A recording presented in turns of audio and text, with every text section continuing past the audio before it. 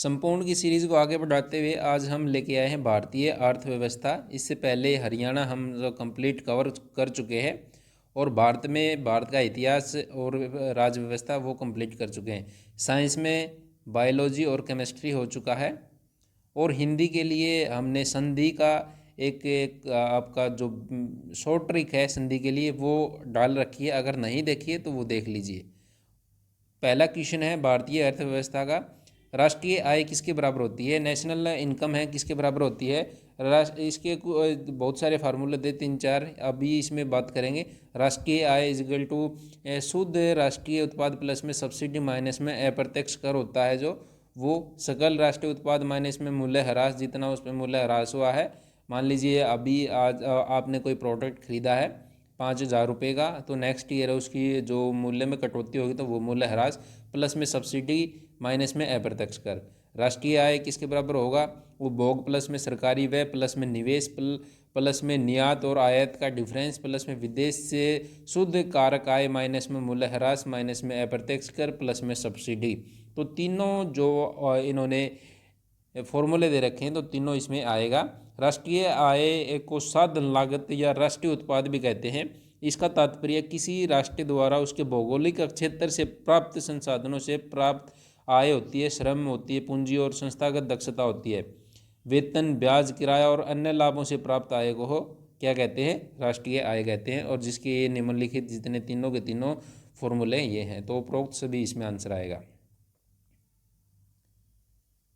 उपभोक्ता आय में बढ़ोतरी के कारण किसी वस्तु की मांग में कमी करता है तो वह वस्तु है निम्न स्तरीय वस्तु।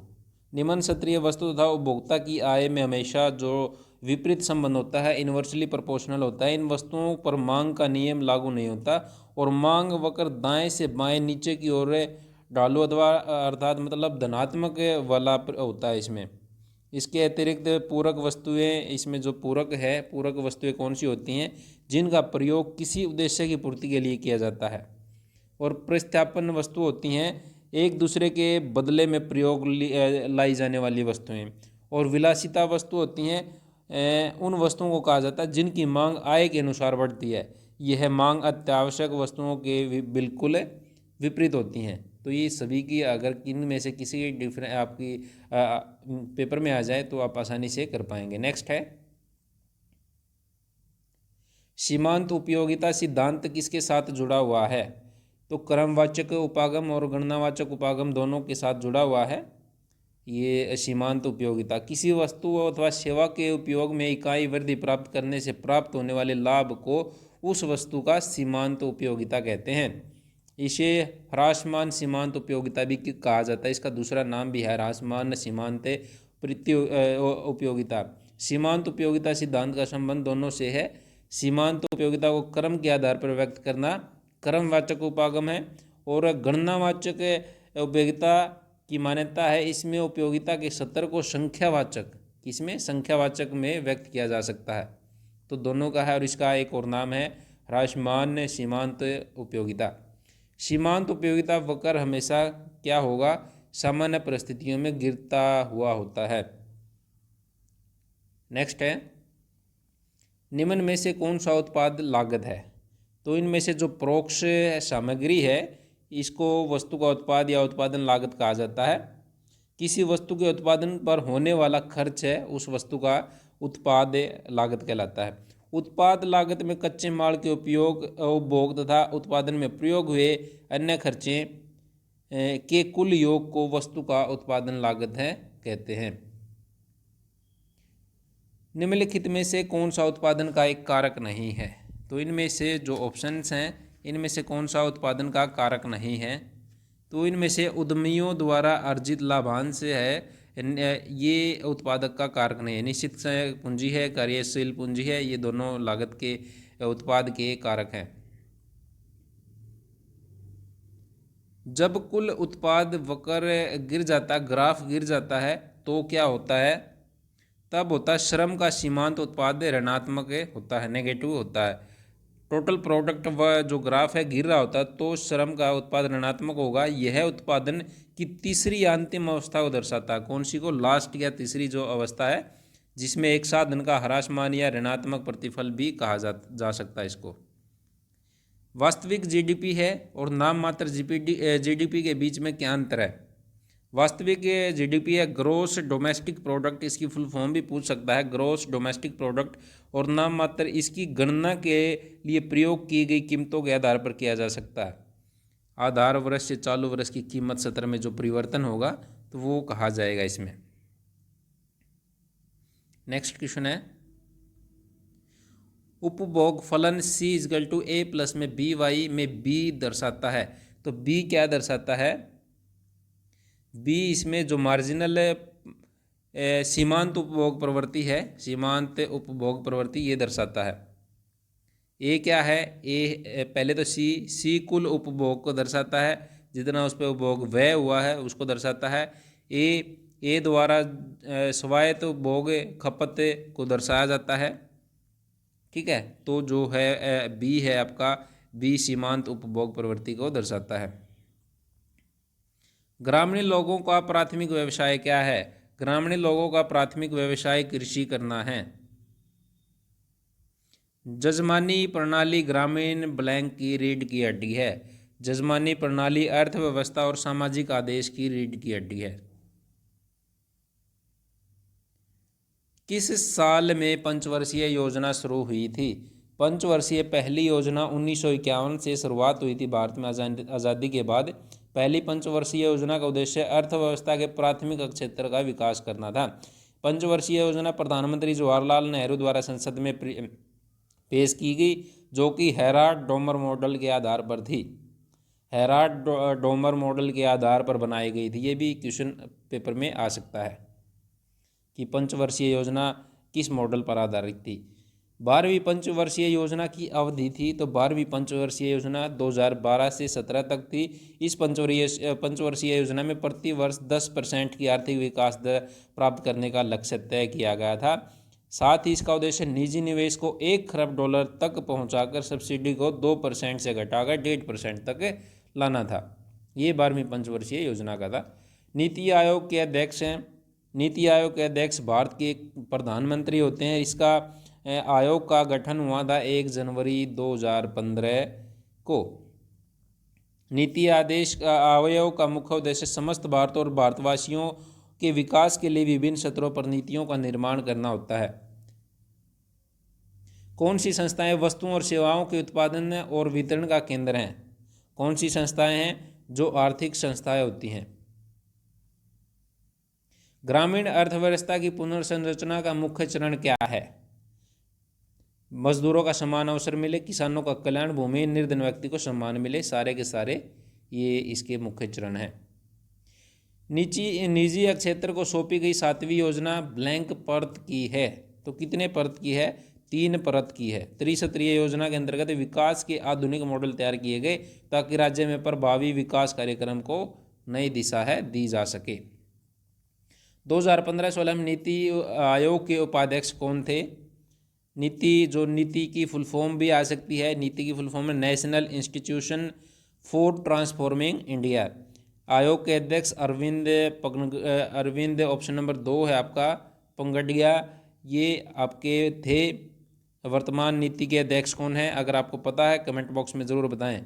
वर्तमान नीति आयोग के उपाध्यक्ष कौन है? अध्यक्ष तो प्रधानमंत्री होता है, उपाध्यक्ष कौन है वर्तमान नीति के? कमेंट बॉक्स में ज़रूर बताएं। किस सरकार ने मातृपूर्ण योजना शुरू की? तो किस सरकार ने ये योजना है ये स्टार्ट की थी? पंजाब, गुजरात, कर्नाटक, पश्चिम बंगाल। तो कर्नाटक राज्य है, कर्नाटक राज्य ने ये शुरू की थी 2 अक्टूबर 2017 को। मध्याह्न भोजन योजना मिड डे मील का उद्देश्य क्या है? स्कूलों में जो मिड डे मील की योजना चलती है, बच्चों की उच्च धारण दर और उच्च पोषकीय स्थिति में सुधार करना। विशेष घटक SCP को 1976 में भारत सरकार द्वारा ब्लैंक कल्याण के लिए शुरू किया गया।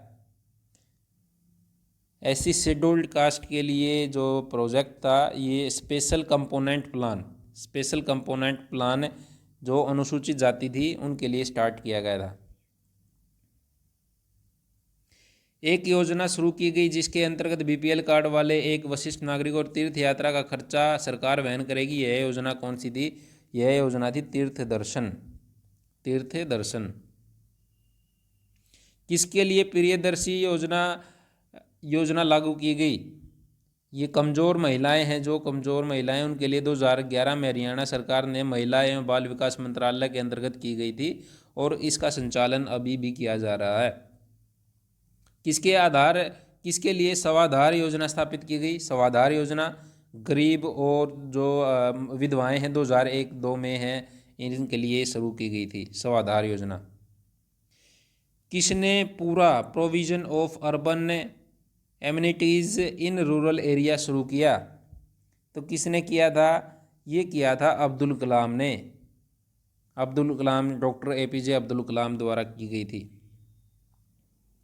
सेवा संस्था कब स्थापित की गई? सेवा संस्था 1972 में सेवा SEWA, ये संस्था सेल्फ एम्प्लॉयड वुमेन्स एसोसिएशन, इसकी फुल फॉर्म है, 1972 में शुरू की गई थी। कब डिस्ट्रिक्ट रूरल डेवलपमेंट संस्था स्थापित की गई? कब की गई थी? 1980 में DRDA के द्वारा। इसकी जो है DRDA, इसकी जो शॉर्ट फॉर्म है डिस्ट्रिक्ट रूरल डेवलपमेंट एसोसिएशन, जो अथॉरिटी है, इसकी शुरुआत हुई थी 1980 में। आगे बढ़ते हैं। भारत में खाद्य सुरक्षा अधिनियम वर्ष में लागू हुआ तो कब लागू हुआ था? 2013 में लागू हुआ था। 10 सितंबर 2019 को अधिसूचित किया गया था।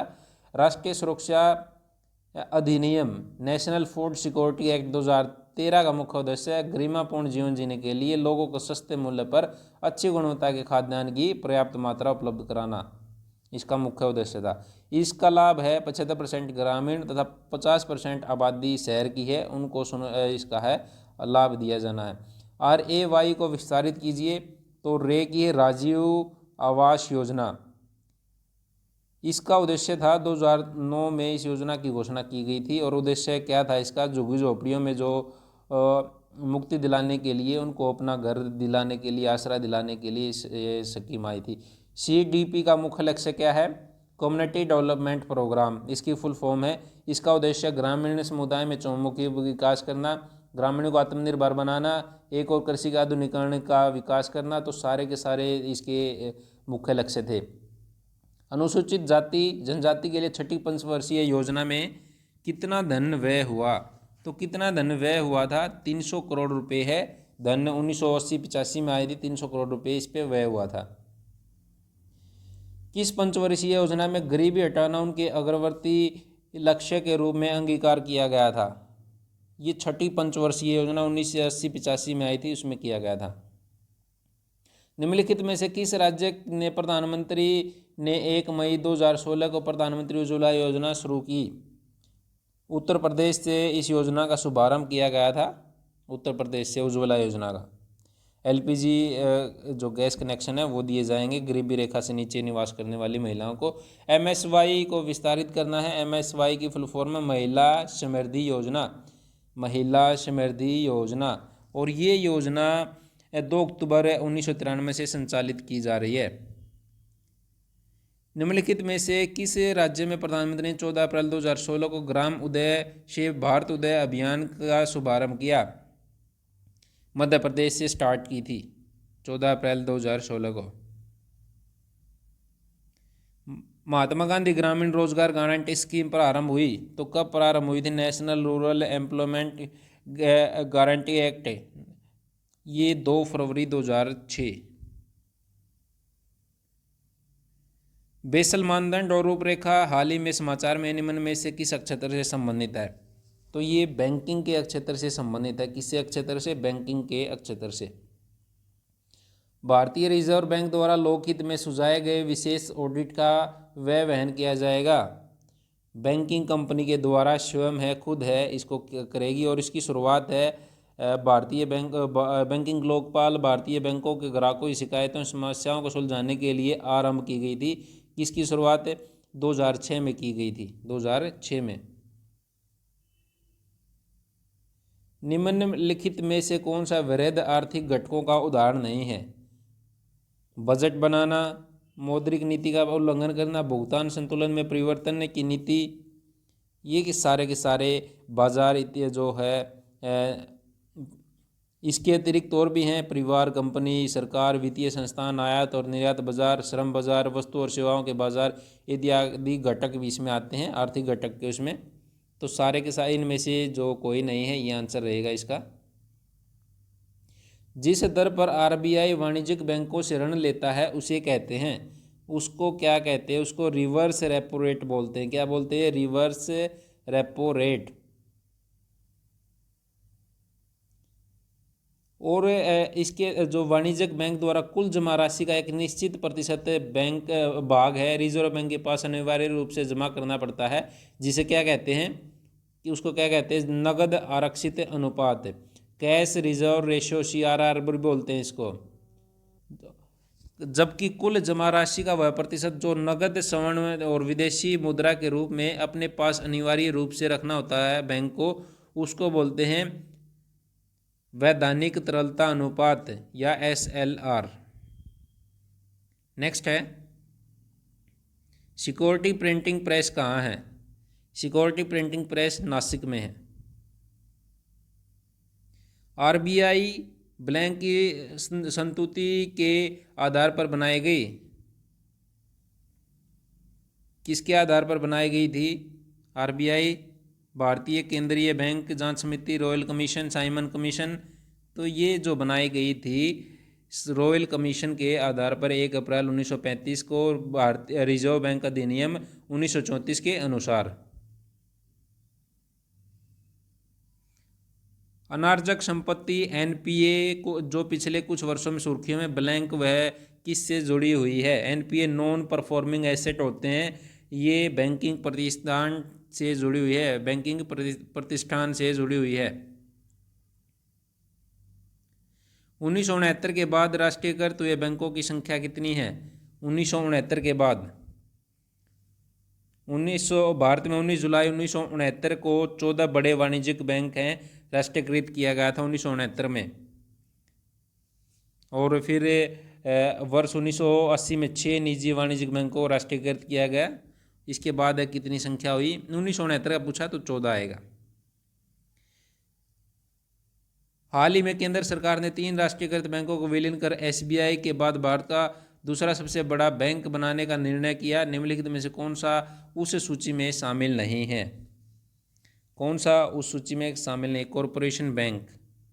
स्टेट बैंक ऑफ इंडिया का निर्णय 1 अप्रैल 2019 को लागू किया गया, कॉरपोरेशन को शामिल नहीं किया गया। वर्ष 2019 में पंजाब नेशनल बैंक में United bank, oriental bank of commerce, syndicate bank में केनरा बैंक, यूनियन बैंक में कॉरपोरेशन बैंक और आंध्रा बैंक, इलाहाबाद बैंक में इंडियन बैंक के विलय के बाद है सार्वजनिक राष्ट्रीय बैंकों की संख्या 27 से घटकर है 12 रह गई है। कितनी रह गई है? 12। रानी की वाव जो ₹100 के मुद्रा नोट पर छपी है वह ब्लैंक राज्य में स्थित है। किस राज्य में स्थित है?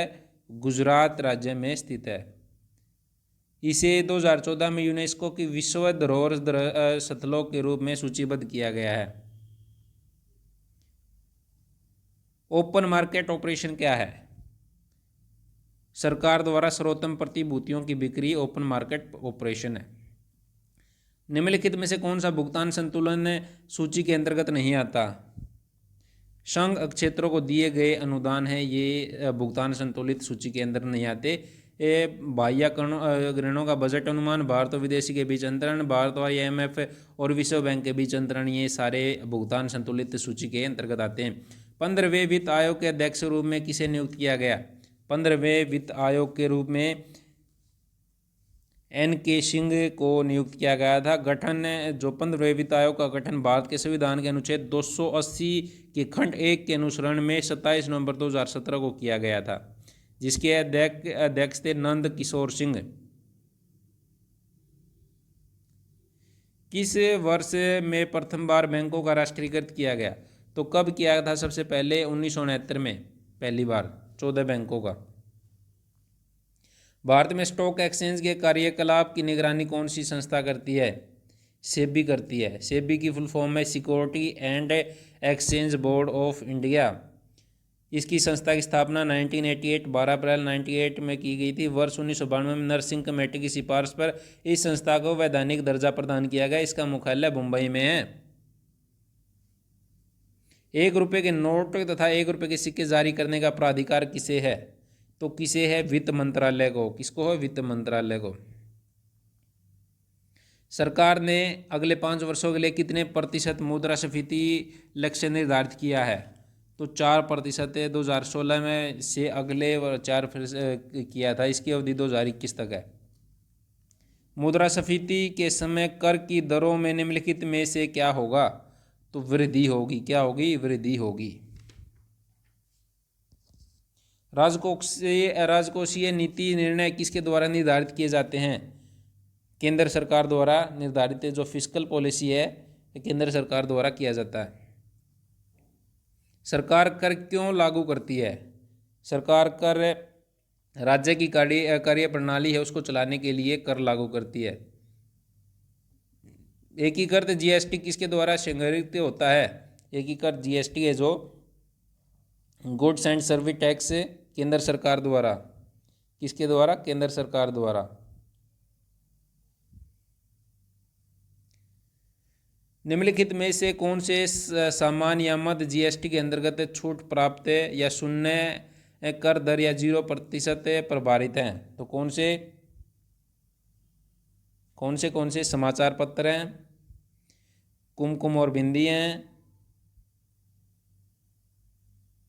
रेशम कीट और खाद्य धागा है और अंतरिक्ष यान है। ऑप्शन नंबर सी है 1 2 4 5। जब ये क्वेश्चन कब आया था? आपका क्वेश्चन 2018 में। अधिभार अस्थायी है। अधिभार क्या है? अधिभार अस्थायी सब्सिडी है। क्या है? सब्सिडी है। सरकार ने किस तारीख से माल एवं कर जीएसटी को प्रभाव में लागू का लक्ष्य निर्धारित किया? तो कब किया था? 1 जुलाई 2017। 1 जुलाई 2017 को इसमें 0%, 5%, 18%, 28% इनके स्लैब बनाए गए थे। 4 स्लैब ये इस तरह से। डिजिटल भुगतान को बढ़ावा देने और वित्तीय समावेशन को बढ़ाने के लिए निम्नलिखित में से किस समिति का गठन किया गया? नंदन नीलेकणी समिति का गठन किया गया था।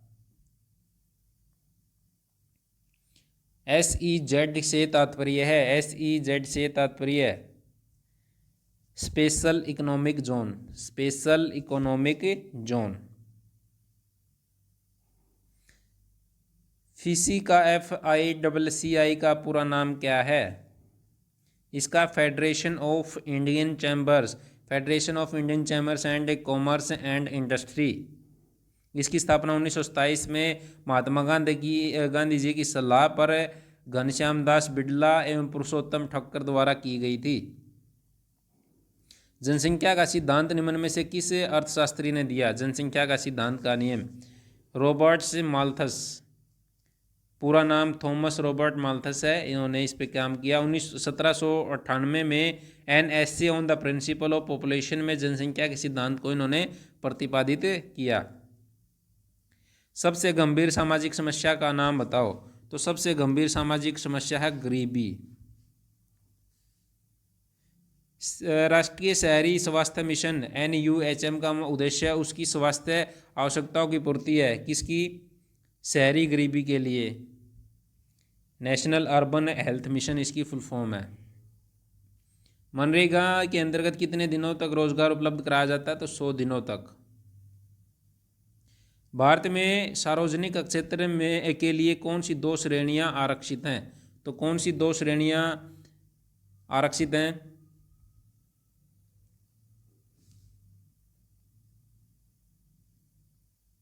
रेलवे और परमाणु ऊर्जा। कार्ल मार्क्स के अनुसार पूंजीवादी प्रणाली में उत्पादक संसाधनों पर स्वामित्व का अधिकार किसे है? तो किसे है? यह पूंजी के मालिक के पास। एकीकृत बाल विकास कार्यक्रम मुख्यतः ब्लैंक हेतु शुरू किया गया। तो किसके लिए शुरू किया गया था? ये शिशु मृत्यु दर है उसको घटाने के लिए ICDS integrated child development service केंद्र की एक प्रमुख परियोजना है, जिसकी शुरुआत मानव संसाधन विकास मंत्रालय द्वारा 1975-76 में की गई थी। निम्नलिखित में से कौन सा ESI लाभ का हिस्सा नहीं है? ESI का सीमांत लाभ तथा बोनस है। ये ESI एम्प्लॉय स्टेट इंश्योरेंस होते हैं, इनको शामिल नहीं किया गया सीमांत लाभ और बोनस को। जो लोग स्वास्थ्य और परिवार नियोजन के लिए काम करते हैं उन्हें क्या कहते हैं? उनको क्या कहते हैं? उनको कहा जाता है आशा वर्कर्स। क्या बोलते हैं? आशा वर्कर्स। इस मिशन की शुरुआत है मान्यता प्राप्त सामाजिक स्वास्थ्य कार्यकर्ता भी कहा जाता है। इसकी शुरुआत 2005 में भारत के स्वास्थ्य और परिवार कल्याण मंत्रालय द्वारा राष्ट्रीय ग्रामीण स्वास्थ्य mission NRHM national rural health mission के भाग के रूप में की गई थी। TRIPS किसके साथ जुड़ा हुआ है? ट्रिप्स किसके साथ? Trade related aspects of intellectual property right. ये WTO है, जो विश्व व्यापार संगठन है द्वारा संचालित एक अंतर्राष्ट्रीय संधि है, जिसमें बौद्धिक संपत्ति अधिकार के न्यूनतम मानकों का निर्धारण किया जाता है। मानव विकास सूचकांक ब्लैंक द्वारा जारी किया जाता है। तो किसके द्वारा? UNDP मानव विकास सूचकांक HDI ह्यूमन डेवलपमेंट इंडेक्स है। ये यूनाइटेड नेशन डेवलपमेंट प्रोग्राम द्वारा जारी किया जाता है। कौन सी रिपोर्ट ने धारणीय विकास की अवधारणा पर बल दिया? तो जो ब्रटलैंड रिपोर्ट है, इन्होंने सतत और धारणीय विकास प्रणाली को कई अर्थों में परिभाषित किया, और सबसे ऊपर है बर्टलैंड रिपोर्ट है की परिभाषा को सबसे ऊपर श्रेणी में रखा गया था। बर्टलैंड कमीशन रिपोर्ट पर्यावरण और विकास दर पर विश्व आयोग है, उसने 1987 में धारणीय विकास के महत्व पर बल देकर इसे प्रभावी रूप से लागू करने में महत्वपूर्ण भूमिका है वो निभाई थी। तंबाकू और सिगरेट अधिनियम कब बनाया गया? तंबाकू और सिगरेट अधिनियम 2003 में बनाया गया था। COTPA cigarette and other tobacco product act 2003 के नाम से जाना जाता है इसको। COTPA कोप्टा 2003 COTPA. ARDC को विस्तारित कीजिए। ARDC agriculture refinance development corporation, इसकी संस्थागत कृषि साख की सुविधाओं की व्यवस्था के लिए कृषि पुनरावृत्ति विकास निगम की स्थापना वर्ष 1963 में भारतीय रिजर्व बैंक द्वारा की गई। वर्ष 1982 में स्थगित राष्ट्रीय कृषि और ग्रामीण विकास बैंक नाबार्ड ने इसको प्रतिस्थापित कर कृषि शाख में अपनी जगह है बना ली थी। इसकी जगह नाबार्ड। पहली कृषि संगणना हुई तो पहली 1970-71 में हुई थी। हरित क्रांति के सफल क्रियान्वयन के पश्चात कृषि संरचना में हुए परिवर्तन का आकलन करने के उद्देश्य से ये गणना की गई थी। NLRMP का तात्पर्य है national land reforms modernisation programme. 2008 में प्रारंभ की गई थी ये योजना।